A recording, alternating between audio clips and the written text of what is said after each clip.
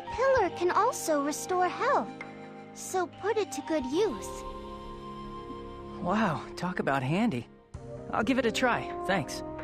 All right, you have your pearl now, so head back to the village. It's not safe here. Okay, bye!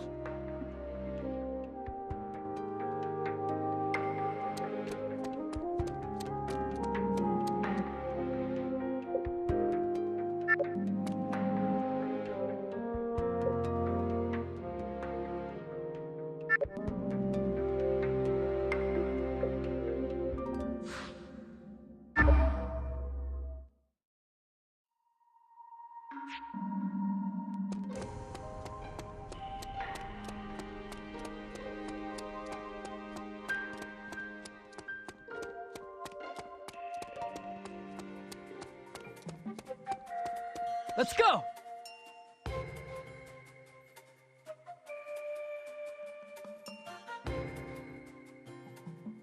Make this lesson quick, all right? I just want to get it over with and then go back to the village and relax for a while. Relaxing is all you think about. All right, today I'm going to explain combat to you. First, to attack, pull the left trigger to enter combat mode. Combat mode? What's that? You forgot already? Talk about pathetic. Combat mode is when you have a weapon out and raised. When you're in combat mode, you are able to attack. All right, pull the left trigger and enter combat mode. Next, I'll explain movement mode. Movement mode is the opposite of combat mode, so it means that your weapons are lowered, right? Right. In movement mode, if you use the A button, you can do things like talk to people or open boxes. The things you can do with the A button are displayed in the lower right of the screen while you're moving around the field, so keep an eye out for it. Understand the difference between movement and combat modes now? Yeah. Let's continue the explanation of combat mode. If you press the A button in combat mode, you can use standard attacks. What are standard attacks again? It means to attack an enemy using ordinary techniques. By pressing the A button multiple times, you can do a series of standard attacks. The more you level up, the more times you can use them. Also, if you attack an enemy from behind, you can perform more powerful attacks than usual. Use standard attacks when you're close to an enemy. Try attacking an enemy with standard attacks now.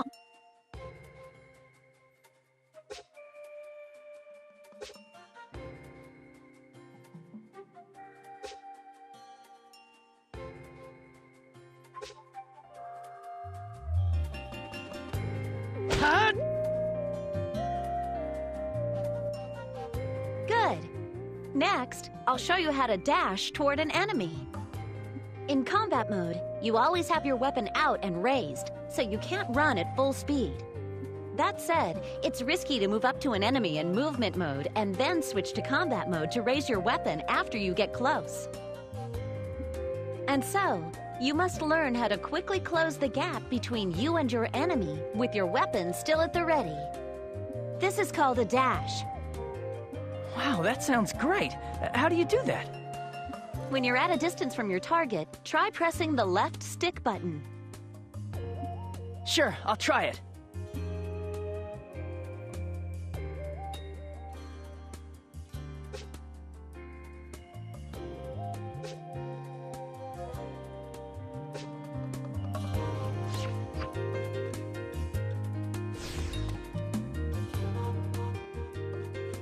Good job!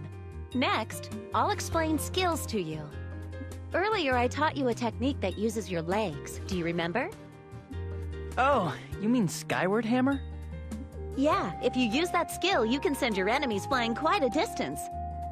It's really effective when you're surrounded by multiple enemies, so don't forget it. I taught it to you exactly because you can't use a real sword. I know. To use skills, you need Con. As you attack enemies with standard attacks, Strength Con builds up within your body. Then, when you've built up enough Con to activate a skill, press the X button. Do that, and the skill will activate. Okay, build up your strength con and use Skyward Hammer.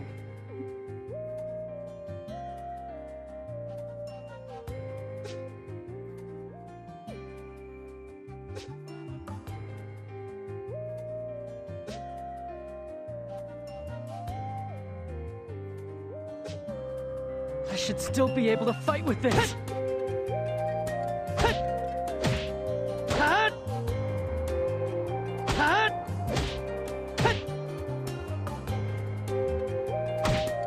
Gotta do this!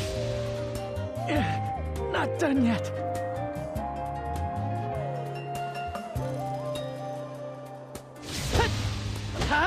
Another one!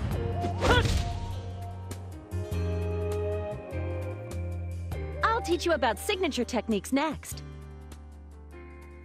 I know about signature techniques. The techniques you use when certain conditions are met, right? I have a signature technique called counter that completely destroys an enemy's weapon, right? Right. When you can use a signature technique, a sign telling you to press the B button will be displayed in the middle of the screen. If you press the B button quickly when it does, your signature technique will initiate. It's easy to initiate counter when you've dodged an enemy's attack. The conditions to initiate a signature technique will be different depending on the weapon you're using. Now try to use a signature technique once.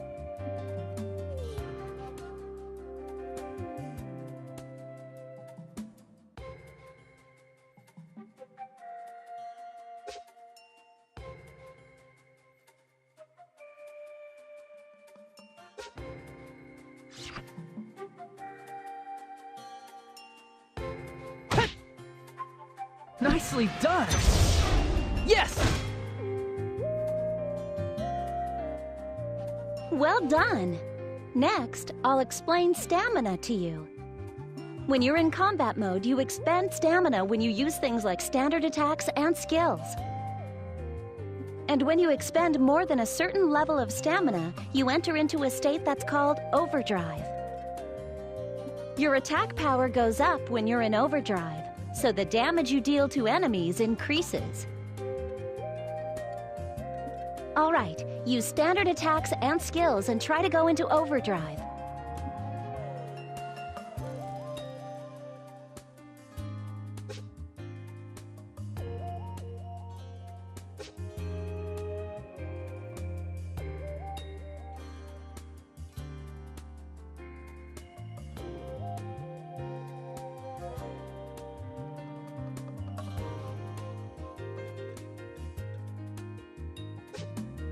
Let's go!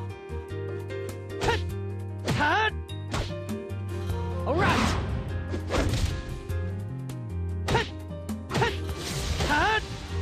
Not done!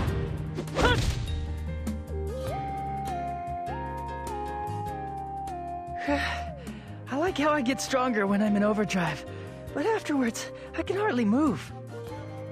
Now, overdrive has both an upside and a downside.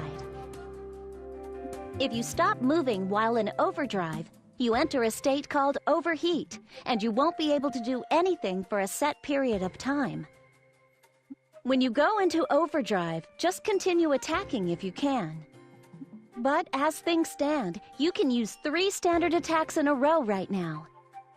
In any case, you'll overheat immediately. So go into overdrive, and when you charge in, perform a barrage of standard attacks and skills. But I'll be way too exhausted to do anything, won't I? True. When there are enemies left standing, it's dangerous to go into overheat. When enemy numbers are few, using overdrive when their defenses are down is effective.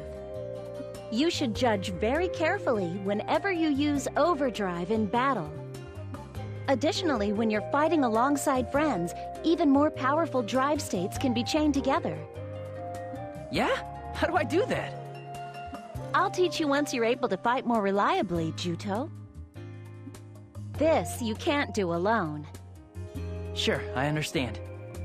Moving on, I'll teach you how to change targets next. To switch targets during a battle, you can change the targeting cursor by pressing right bumper or left bumper. Press right bumper and left bumper simultaneously, and the cursor will automatically lock onto the closest enemy. All right, that's enough for today. I have something to take care of at Windsong Cavern, so I'll go on ahead. Isn't that place under Southern Forces control right now? Why are you going there? The people of the village are nervous. I thought I'd go there to ask them to hurry up and collect the Guardian. See you later. Sure. Once you're done purging the area, you should report to Bilter. I think Bilter is fixing the barricade on this shoreline. Yeah,